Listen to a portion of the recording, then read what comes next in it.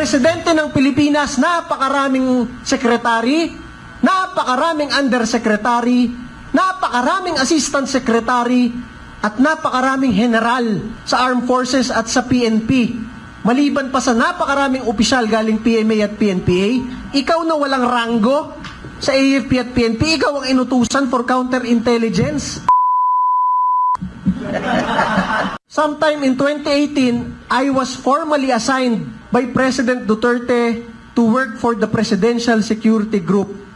Masabi ko sa inyo, kahit pulis at sundalo ka, kahit graduate ka ng Philippine Military Academy at Philippine National Police Academy o Officer Candidate School, hindi ka agad makakapasok ng PSG kung hindi ka mag-VIP training sa PSG mismo. In 2018, I was introduced by President Duterte to his daughter, Davao City Mayor Sara Duterte, and likewise tasked by the President to provide intelligence gathering involving politics, law, to Mayor Sara Duterte. Pare, abogado si Rodrigo Duterte, abogado si Sara Duterte.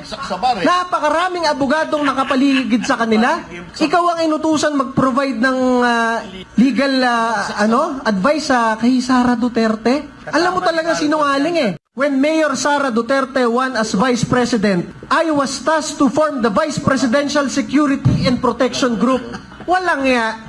Sa dami-dami ng general ng Armed Forces at PNP at mga opisyal na nakapaligid sa kanila galing PMA at PNPA, ikaw na walang ranggo, ikaw ang pinag-form ng Vice Presidential Security Group. Sa kalampian si Madriaga, yung asset natin ang sinasabi, siya yung nilapitan ni Trillanes para i-assassinate si Vice President. The Vice President knows this.